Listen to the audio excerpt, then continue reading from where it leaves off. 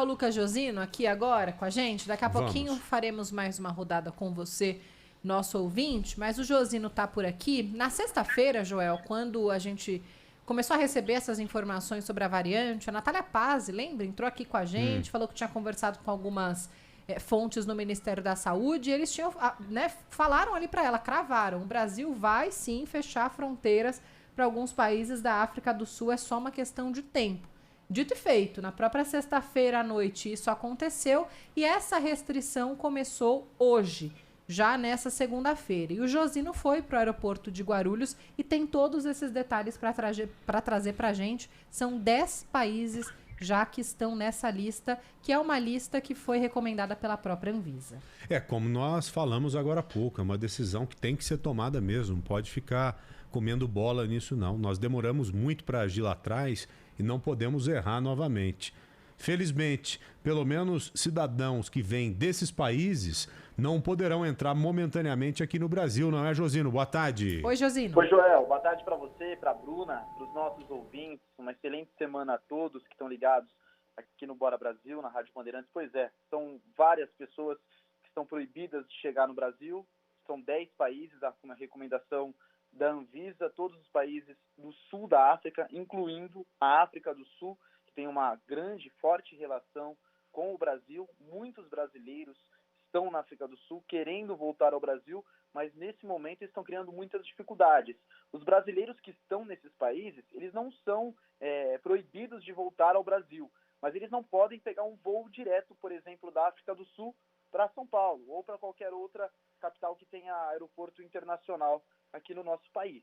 Eles precisam ir para um outro lugar e de um outro país pegar um outro voo, uma escala para o Brasil. E por isso tem encontrado muitas dificuldades.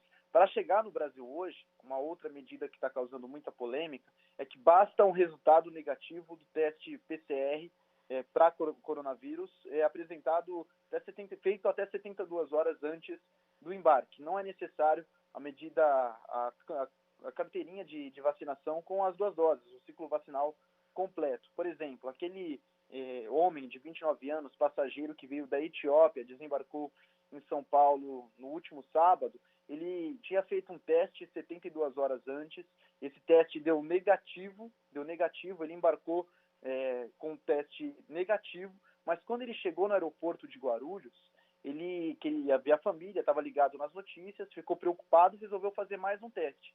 Esse teste deu um resultado positivo. O teste já foi encaminhado para o Instituto Adolfo Lutz, que deverá mostrar os resultados até o fim dessa semana, entre quinta e sexta-feira, para saber se trata-se da nova variante, da nova cepa, da Omicron, que tem afetado grande parte do mundo já. A gente conversou com alguns passageiros que vieram de vários cantos do país, de vários cantos do mundo, para saber se estão preocupados ou se não estão preocupados. Um deles é o Flávio Batista que veio de Lisboa e conversou com a gente logo quando ele desembarcou em Guarulhos. Você mostrou algum documento, algum comprovante de vacinação ou então teste PCR na chegada aqui no Brasil? Mostrei o teste PCR, o da Anvisa, somente, a vacinação não foi solicitada. Você fica um pouco preocupado com esse protocolo? Cara, assim, eu fico e não fico porque como a gente já tem que fazer o teste para sair de Portugal, você já tem que ter o teste. Sem o teste lá, você não embarca. Mesmo se você quiser dar o migué, você não embarca. Então, enfim, como eu já tenho o teste feito de lá para cá e todo mundo que entrou no avião já tá com o teste feito, eu não fico muito preocupado com o simples fato de não poder apresentar a vacinação. Porque creio que já tá todo mundo, tá ok, entendeu?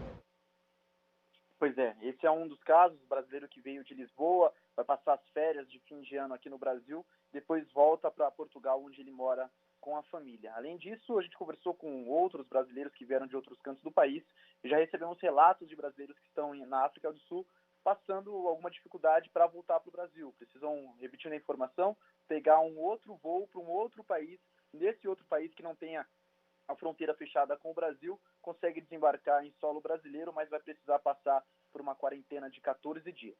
Bruna e Joel.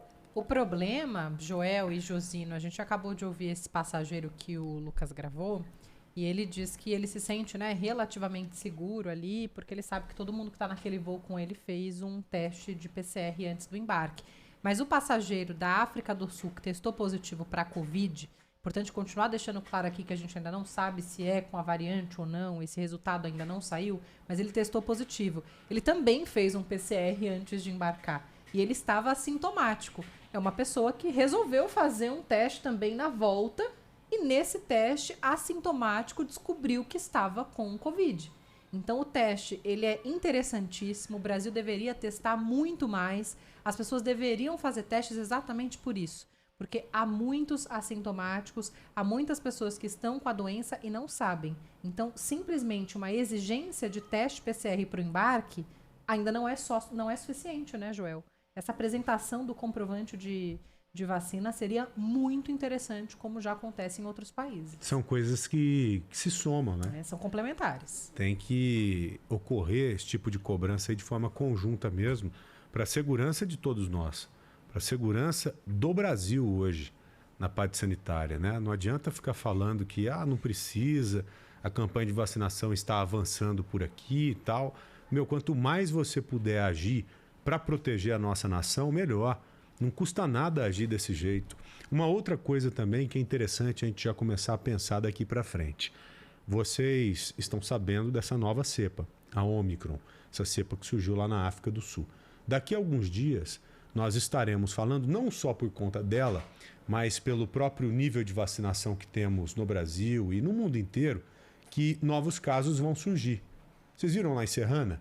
A população inteira de Serrana já está vacinada, vocês se lembram, aquela vacinação em massa no teste lá do Butantan, só que agora os novos casos começaram a subir e foi uma subida considerável. E isso vai acontecer no país inteiro. Só que não necessariamente vai aumentar o número de internados, o número de mortes. Então nós temos que continuar acompanhando, sim, a elevação do número de novos casos, ficar atentos a isso, mas focando sempre lá na outra ponta, que é o número relacionado à internação, que é o número relacionado a mortes, né? Porque senão nós vamos parar tudo de novo com o aumento de novos casos, e não é por aí. Que a vacina, ela nos protege sim, mas você pode se infectar. Mas você infectado, você tem condição, com os seus anticorpos, de lutar com a doença e não precisar ir para o hospital. O que eu quero dizer é o seguinte, que dá para a gente tocar a nossa vida com vacina, mas nós precisamos de vacina. Os casos vão aparecer diariamente e vão aumentar, assim como acontece com gripe. Só que a gente tem que ficar atento mesmo e tomar decisão, se for o caso lá na frente, eu acho que não será o caso, se subir número de internação e mortes. Eu acho que não chegaremos a esse ponto, porque nós já estamos começando a revacinação, né? E hoje os casos só estão aumentando nessas localidades, mundialmente falando, e aqui no Brasil não é diferente, porque as vacinas que foram aplicadas já começaram a vencer, logo depois daqueles 5 ou 6 meses. E agora a gente entra com a terceira dose, com a dose de reforço, para não ter uma complicação maior. E também já aproveitando para proteger de lambuja todos nós, não somente dessa nova cepa, mas das outras cepas que surgirão daqui para frente também. Josino, algo a ser colocado, meu amigo?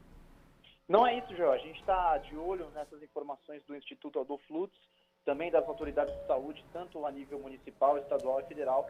Claro que qualquer coisa a gente volta aqui com vocês. Valeu, Josino. Muito obrigado. Tá uma boa semana para você. Até amanhã cedo. Valeu. Obrigado para vocês também. Um abraço.